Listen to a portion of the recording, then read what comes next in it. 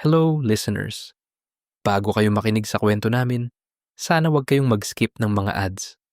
Malaking tulong po iyon para masuportahan ang channel at para mas marami pa kaming maibahaging kwento sa inyo sa mga susunod na araw. Sa bawat panunood ninyo, pag-like, pag-share, at pakikinig hanggang dulo, malaking bagay na po iyon para sa amin. Kayo ang dahilan kung bakit patuloy kaming gumagawa ng mga kwentong nagbibigay aliw, inspirasyon, at minsan ay mga kwentong nakakakilig. Ngayon, umupo ng komportable, mag-relax, at samahan ninyo kami sa panibagong kwento. Tara, simulan na natin. Sige, Daddy, bilisan mo pa. Ang sarap-sarap, sabi ko. Grabe ka, Revo. Ganito ka pala kagaling at sikip, sabi niya, habang gigil na gigil siya sa ginagawa namin. Oo, Daddy. Sa'yo lang yan. Kastahin mo lang, sabi ko. Walang makakaalam ng ginagawa natin sabi niya. Opo, sagot ko habang enjoy na enjoy ako sa ginagawa niyang BEM. Gabi-gabi namin itong ginagawa ni Daddy. Kahit gusto ko nang itigil kasi alam kong mali. Hindi ko magawa. Hinahanap-hanap ko na siya. Parang sobrang na-addict na ako sa ginagawa namin ni Daddy. Hi, ako si Revo. 24 years old. May trabaho na ako. Pero hanggang ngayon, nakatira pa rin ako sa bahay ng mama ko, kasama ang bunso kong kapatid na babae na nasa high school pa lang. Gusto ko na sanang bumukod at magsarili. Gusto ko ng sariling space, yung tahimik, yung akin lang kung saan pwede akong mag-isip at huminga ng maluwag. Pero sa ngayon, hindi pa pwede. 6 na buwan pa lang ang nakakalipas simula nung graduate ako ng college at kakasimula ako pa lang sa trabaho. Nasa umpisa pa lang ako ng pagbuo ng sarili kong buhay. Wala pa akong sapat na ipon para tumayo ng mag-isa at mag-rent ng sarili kong apartment. Pero minsan, hindi ko na talaga mapigilan ang sarili ko. Gusto ko nang umalis dito sa bahay. Gusto ko nang isama ang kapatid kong babae at ilayo. Kasi sa totoo lang, nagbago na si Mama. Halos araw-araw na siyang umiinom ng alak. Hindi na siya yung mama na nakilala namin. At bilang kuya, nasasaktan ako. Hindi lang para sa sarili ko, kundi lalo na para sa kapatid ko na unti-unting nakikita ang pagbabago ni Mama. Simula nang mawala si Papa, unti-unting nagbago si Mama. Dati, siya yung ilaw ng bahay. Masayahin, maalaga, at laging present sa amin. Pero ngayon, parang ibang tao na siya. Madalas mainit ang ulo niya. Madaling magalit kahit sa maliliit na bagay. Nagkaroon na rin siya ng mga bisyo. Halos araw-araw na siyang umiinom. Mas madalas na rin siyang wala sa bahay. Nasa labas, nakatambay sa kapitbahay, nakikipagkwentuhan at tsismisan hanggang hating gabi. Minsan, uuwi siya na parang wala lang, na parang walang naghihintay sa kanya dito sa bahay.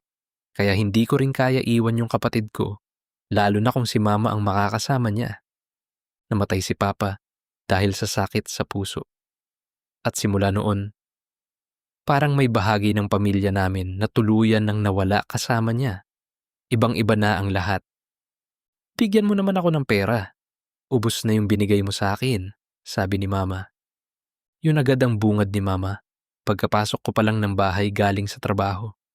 Hindi pa nga ako nakakapagpahinga. Hindi pa ako nakakaupo. Ramdam ko pa yung pagod sa katawan ko, yung bigat ng buong araw. Pero ganun na agad. Saglit akong napahinto sa may pinto. Ma, kakabigay ko lang sa'yo nung isang araw. Ubus na agad? Tanong ko. Ubus na nga. Ano bang gusto mo? Magutom ako. Ang dami ko binayaran na utang. Wala nang natira. Sabi niya. Pinangsugal mo na naman, no? Grabe ka, Ma. Ako nga, tinitipid ko yung allowance ko. Kasi matagal pa ang susunod na sweldo. Sabi ko. Hindi ko na napigilan ng sarili ko. Ano bang pakialam mo? Pera ko yun. Sagot niya, sabay irap. Pera mo? Ma, ako yung nagbibigay nun. Pinaghihirapan ko yun. Sabi ko. Bigyan mo na lang ako. Ang dami-dami mo pang sinasabi. Sigaw niya. Napapikit na lang ako saglit. Pagod na ako. Hindi lang sa trabaho, kundi pati sa ganitong paulit-ulit na sitwasyon. Yung tipong gusto mong umintindi, pero ikaw naman yung unti-unting nauubos. Wala na akong naisagot. Tahimik kong kinuha ang wallet ko at dahan-dahang nagbilang ng pera. Halos kalahati na lang ng natitira ko para sa sarili ko. Inabot ko sa kanya yung 1,500. Tapos pumasok na ako sa kwarto ko at naglock ng pinto. Habang nakahiga ako, pilit na pinapakalma ang sarili ko, kumatok ang nakababata kong kapatid sa kwarto ko. Kuya, tawag ng kapatid ko na babae. Dahan-dahan akong bumangon at binuksan ang pinto. Bakit? Tanong ko. Kuya, nagugutom na ako. Wala daw nilutong ulam si mama, sabi niya. Parang may biglang sumiklab na galit sa loob ko. Nakakabad trip na talaga. Halika, pili na lang tayo sa labas ng pagkain. Sabi ko, pilit kong pinapakalma ang boses ko. Kahit ramdam ko na nanginginig ako sa inis. Sobrang stress na ako sa ginagawa ni mama. Araw-araw, parang paulit-ulit na lang ang lahat. Parehong eksena. Uuwi ako galing trabaho na pagod, pero imbis na pahinga ang sasalubong sa akin, problema agad. Mas lalo pang mabigat sa pakiramdam dahil pati yung kapatid ko nadadamay na. Minsan, nahuhuli ko na lang siyang tahimik, parang may iniisip. Hindi na siya tulad ng dati na masayahin at makulit. Parang unti-unti na rin siyang naaapektuhan sa lahat ng nangyayari sa bahay. At bilang kuya, dun ako pinaka nasasaktan. Pero sa sitwasyon namin ngayon, pakiramdam ko, pareho kaming unti-unting nadadala ng problema na hindi namin kayang kontrolin. Bago pa ako pumasok sa trabaho, gumigising ako ng maaga para magluto ng almusal ng kapatid ko. Kahit kulang sa tulog, kahit pagod na, pinipilit ko. Kasi alam kong wala nang ibang gagawa para sa kanya. At kapag wala na talaga akong oras, binibigyan ko na lang siya ng extra na pera para may pambili siya ng pagkain sa school. O kaya, sinasabi ko na lang na kumain na lang siya sa labas. Kaya pinangako ko sa sarili ko, kapag nakaipon na ako, bubukod na ako. Magre-rent ako ng sariling apartment at hindi ako aalis mag-isa. Isasama ko ang kapatid ko at bahala na si mama sa buhay niya. Day off ko ngayong araw, kaya nagdesisyon akong umalis muna ng bahay. Kailangan ko ng pahinga, kahit sandali lang, kahit ilang oras lang na walang ingay. Bago ako umalis, nagluto muna ako para sa kapatid ko. Sinigurado kong may makakain siya buong araw. Iniwanan ko rin siya ng pera para kung sakaling magutom pa siya, may pambili siya ng pagkain. Nag-book ako ng Airbnb sa Fame Residence sa Mandaluyong. Pagdating ko doon, tahimik, malinis. Maayos at nakaka-relax yung kondo. Humiga lang ako sa kama at tumitig sa kisame. Ang simple lang, pero sobrang laking bagay. Doon ko na-realize kung gaano ako ka-drain sa araw-araw. Habang nakahiga ako sa malambot na kama, ramdam ang lamig ng aircon at ang katahimikan ng paligid, bigla akong napalingon nang mag-vibrate ang phone ko. Meron notification mula sa Yellow app. Napakunot ang noo ko saglit. Saka ko kinuha ang phone ko at binuksan yun. Pag-open ko, may isang bagong message mula sa isang username na I'm up for fun. You seem near. Up for fun now, sabi niya sa chat. Napatingin ako sa screen. Hindi ko alam kung magre-reply ba ako or hindi. Matagal na rin akong hindi nakikipag-trip or bimbangan. Halos 6 months na yata na nakakaraos ako sa pagpapaligaya lang sa sarili ko. Pumapatol ako sa kapwa ko lalaki at nakikipagbimbangan, pero matagal na rin nung last na nakipagbimbangan ako sa isang random stranger, kaya nag-reply ako sa chat. Send picture agad, sabi ko. Tapos nag-send siya. Nung nakita ko yung pictures niya, medyo tinigasan ako kasi sobrang hot niya. At ang ganda ng katawan niya. Nag-send din ako ng pictures ko sa kanya. Tapos nag-reply siya agad. Top, bottom, or versa? Tanong niya. Versa top. Ikaw top, bottom, or versa? Tanong ko sa kanya. Versatap din, sagot niya. Nice, sabi ko. Game ka ba now? Tanong niya. May place ka ba? Tanong ko. Meron. Naka-check-in ako dito sa Fame Residence Tower 1. Punta ka? Sabi niya. Anong floor mo? Tanong ko. 26th floor ako, sagot niya. Sige, punta ako. Anong unit number? Tanong ko, tapos nag-send siya ng unit number niya. Tumayo ako at nagbihis. Nag-ayos muna ako. Simpleng damit lang, inayos ko ang buhok ko. Saka ako huminga ng malalim habang nakaharap sa salamin. Lumabas ako ng unit at sumakay ng elevator. Pagdating ko sa 26th floor, naglalakad ako papunta sa unit niya, tapos kumatok ako. Ilang segundo lang ang lumipas, pinuksan niya ang pinto. At doon ko siya unang nakita. Saglit akong natigilan. Mas gwapo siya sa personal. Mas matangkad kaysa sa inaasahan ko. Naka-boxer lang siya, and sando na damit, kaya kitang kita yung ganda ng katawan niya. Hi, pasok ka, sabi niya, tapos pumasok ako. Alone ka lang dito? Tanong ko. Yes, tara, sabi niya, tapos naglakad kami papasok sa kwarto. Tahimik akong umupo sa kama. Hindi ko alam paano kami magsisimula, tapos nagsalita ulit siya. By the way, I'm Jerome, and you? Tanong niya. I'm Revo, sagot ko. Ano? Start na tayo? Tanong niya. Sige, sabi ko, tapos nagtanggal ako ng t-shirt. Do you kiss? Tanong niya. Oo, ikaw ba? Tanong ko. Yes, sagot niya, tapos dahan-dahan siya lumapit sa akin at hinalikan niya ako. Lumaban ako ng halik sa kanya at doon na kami nag-start magbembangan. Naka 2 rounds kami dalawa. Grabe ang sarap niya at ang galing. Ang laki din ng kargada niya. Pagkatapos ng nangyari sa amin na dalawa, bumalik na ako sa room ko, pero bago ako lumabas sa unit niya, kunuhan niya yung Telegram account ko. Chat daw niya ako kasi gusto pa daw niya maulit yung nangyari. Dahil satisfy naman ako sa kanya at bet ko din siya. Binigay ko yung account ko, tapos bumalik na ako sa room ko. Pagbalik ko sa room ko, kinuha ko lang yung wallet ko, saka ako lumabas ulit. Naglakad ako palabas ng building at dumiretso sa Greenfield para bumili ng makakain.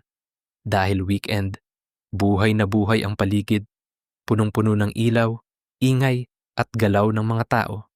May mga nag-jogging. May mga grupo ng magkakaibigan na nagtatawanan habang naglalakad. Sa may open area, may event, may tugtog, may ilaw, at may mga taong nag-e-enjoy na parang walang iniisip. Lahat sila parang may kanya-kanyang mundo. At ako, tahimik lang akong umupo sa isang sulok, hawak ang pagkain ko, habang pinagmamasdan ng mga tao sa paligid. Parang ang sasaya nila. Sana masaya din ako katulad nila. Yung tipong walang iniisip, walang dinadalang bigat, at kayang tumawa ng totoo. Parang ang laki ng problema ko, no? Pero kung tutuusin, iisa lang naman. Si Mama at ang mga utang niyang binabayaran ko pa. Sana nai-enjoy ko na yung sahod ko ngayon. Sana afford ko nang lumipat sa apartment kong hindi dahil kay Mama. Napabuntong hininga na lang ako at naglakad na ako pabalik ng kondo. Bago ako pumasok sa building, tumingala muna ako sa taas ng kondo. Napangiti ako ng bahagya at mahina akong sinabi sa sarili ko, balang araw, titira rin ako sa ganitong klaseng kondo. Pagkatapos kong mag-check-in sa Airbnb sa Fame Residence, agad akong nag-book ng angkas para umuwi sa amin sa Marikina. Pagdating ko sa bahay, dahan-dahan kong binuksan ang pinto at doon ko nakita may isang lalaking nakaupo sa sala. Ngumiti pa siya sa akin, parang matagal na niya akong kilala. Napahinto ako sa may pintuan, hindi alam kung papasok ba ako, tapos biglang lumabas si Mama mula sa kusina. Anak, nandyan ka na pala. Gusto ko ipakilala sa'yo si Carlito. Boyfriend ko. Masaya sabi ni Mama. Hindi ako agad nakasagot. Tumingin lang ako kay Mama. Tapos sa lalaking nakaupo sa sala, nakangiti pa rin. Parang normal lang ang lahat. Boyfriend? Mahina kong ulit, halos pabulong. Oo, boyfriend ko siya at magiging daddy mo na siya, sagot ni Mama. Medyo nagulat ako sa sinabi niya. Hindi ko alam ang sasabihin ko. Hi, Revo, sabi ng lalaking nakaupo sa sofa na si Carlito. By the way, kumain ka na ba? Nagluto ako ng pagkain. Sabay-sabay na tayong kumain ng kapatid mo, sabi ni Mama. Medyo naninibago ako kay Mama. Parang naging mabait siya at malambing. Napabuntong hininga na lang ako. Kung masaya si Mama, at kung dahil sa boyfriend niya ngayon ay magbabago siya at magiging mas mabait, siguro okay na rin sa akin. Kahit papaano, umaasa pa rin ako na baka ito na yung simula ng pagbabago sa kanya at sa amin. Sabay-sabay kaming kumain na 4. Ako, ang kapatid ko, si Mama at ang boyfriend niya. Tahimik lang ako sa umpisa.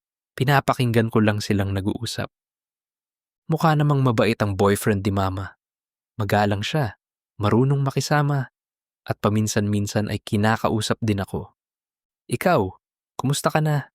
Anong ginagawa mo ngayon? Tanong niya. Okay lang po, sagot ko. Mabuti naman. Alam ko na ninibago kayo ng kapatid mo sa akin, pero gagawin ko lahat para makasundo kayo at mag-adjust ako para sa inyong dalawa ng kapatid mo na si Innova. Sabi niya, tapos nakanangiti siyang tumingin kay Innova. Mukha naman siyang sincere at napapansin ko rin na parang nag-iba si Mama. Mas gumaan ang aura niya, mas kalmado, mas maayos kausap. Kaya kahit naninibago pa ako, gusto kong bigyan ng chance si Tito Carlito. Baka sakaling siya na nga ang dahilan kung bakit magbabago si Mama at kung bakit unti-unting gagaan din ang lahat para sa amin.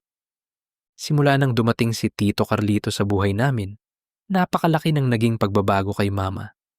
Unti-unti siyang naging mas responsable at mas nakatuon na sa aming pamilya.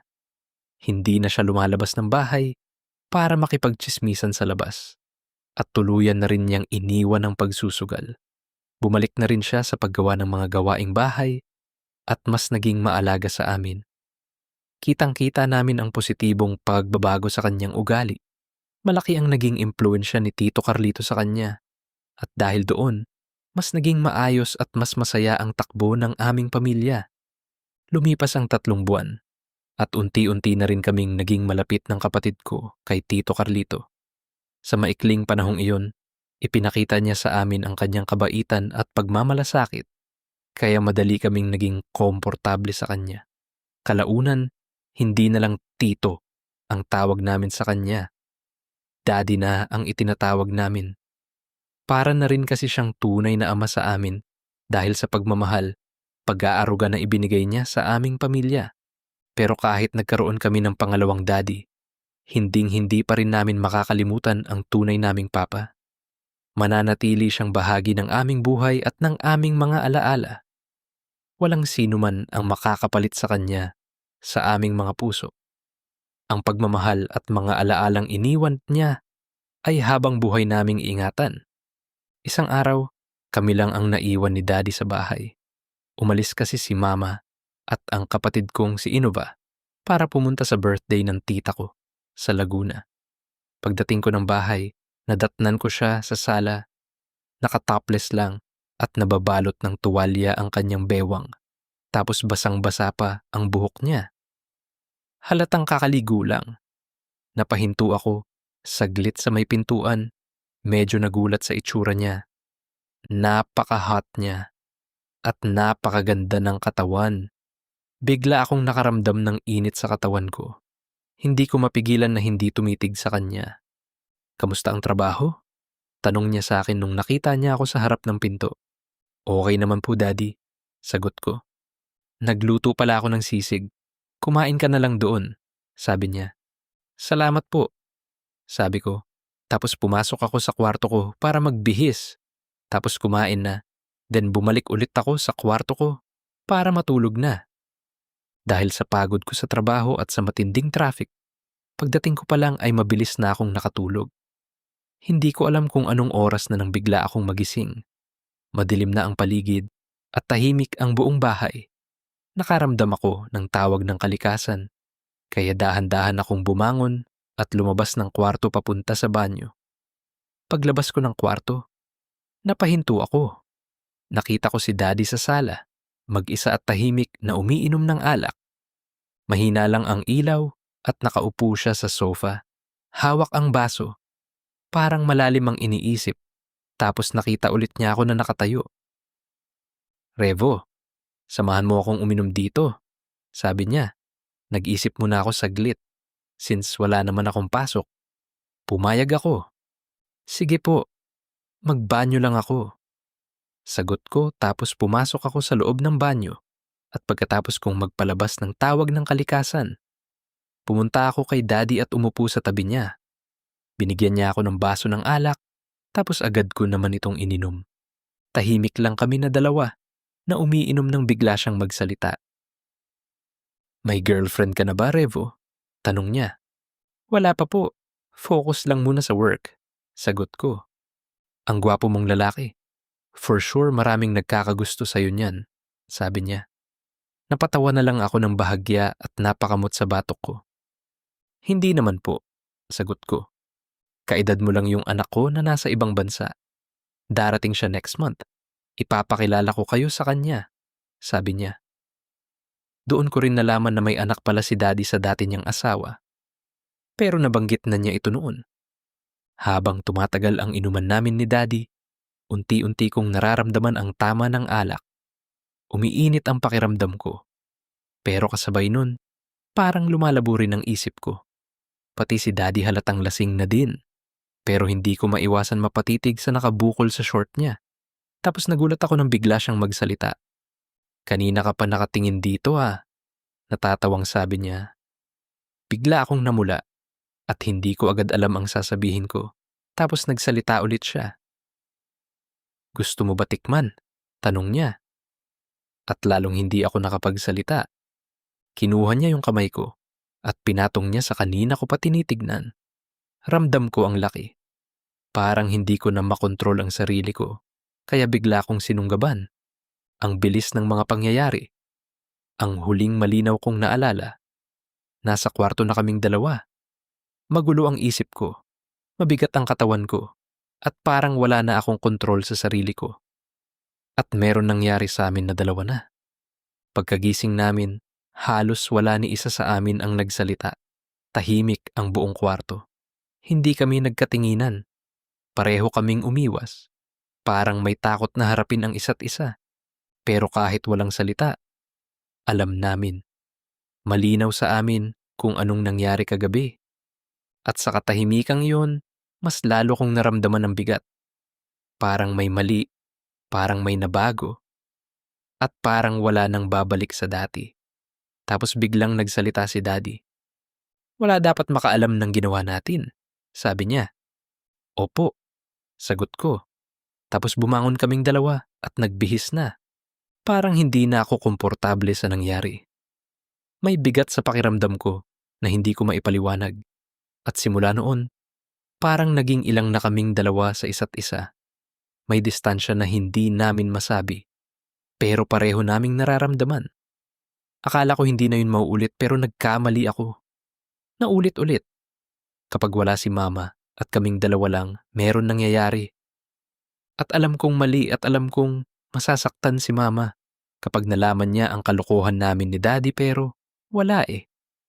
Sobrang nag-e-enjoy kami at palagi namin inuulit kapag kami na lang dalawa ang magkasama. Nagkaroon kami ng isang lihim ni Daddy. Isang lihim na hindi namin kayang sabihin kahit kanino. Pero habang tumatagal, mas lalo akong kinakain ng guilt. Hindi ko kayang baliwalain ang nangyari at lalong hindi ko kayang manatili na parang walang nagbago. Kaya ako na ang tumigil. Unti-unti akong umiwas hanggang sa tuluyan na akong lumayo. Nag-move out ako ng bahay at lumipat sa sarili kong apartment. Hindi para tumakas, kundi para makahinga. At kahit papaano, makapagsimula ulit. Pero hindi pa rin ako mapakali. Paulit-ulit bumabalik sa isip ko. Niloloko ni Tito Carlito, si Mama. Kung katulad ko rin siya na naakit sa kapwa lalaki, napaka-unfair kay Mama. At doon ako lalo naguguluhan. Dahil alam kong may mali, pero hindi ko maitama kasi kapag sinabi ko kay mama, madadamay ako. Magagalit din siya sa akin. Masaya na si mama at ang laki ng pagbabago niya simula nang dumating sa buhay namin si Tito Carlito, kaya hindi ko alam ang gagawin ko.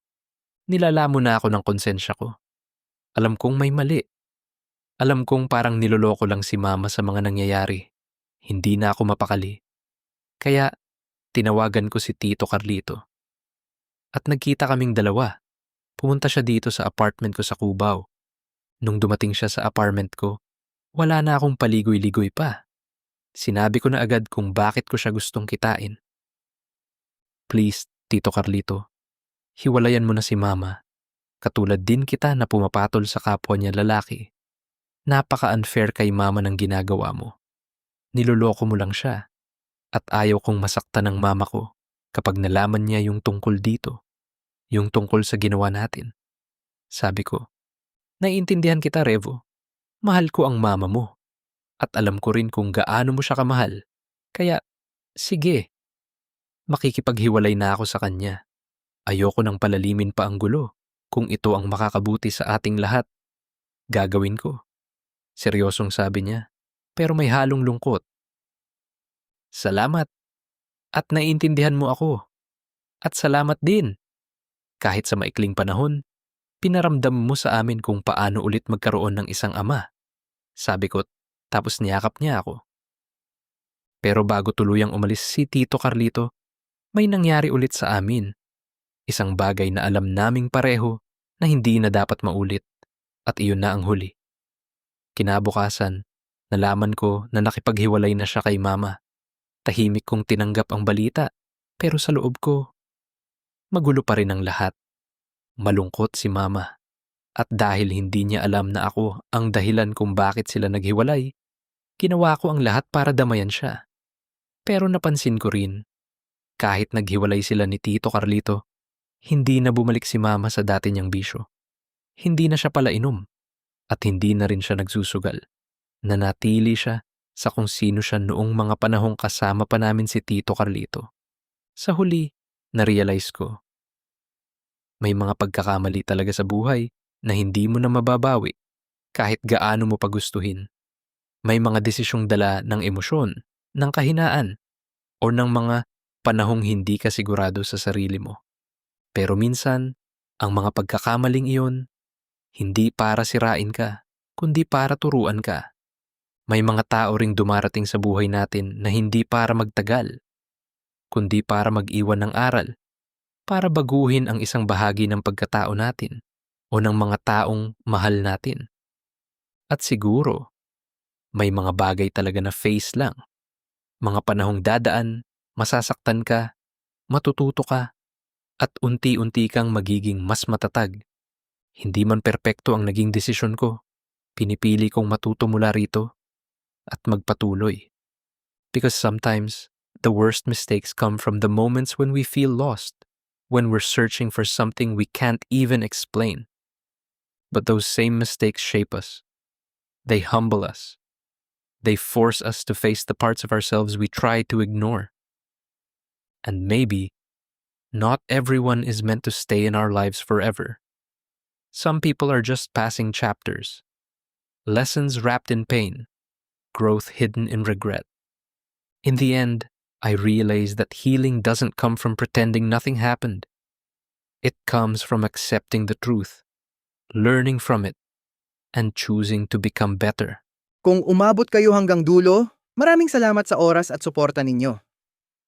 Sana ay nag-enjoy kayo sa kwento at kahit papaano ay naging bahagi ito ng inyong araw. Huwag kalimutang i-click ang subscribe button at ang notification bell para kayo ang unang makaalam kapag may bago kaming kwento. Malaking tulong ang inyong suporta. Para sa updates at iba pang behind-the-scenes stories, follow us on X, Instagram, TikTok, and Facebook. At The Vibe is Unfiltered.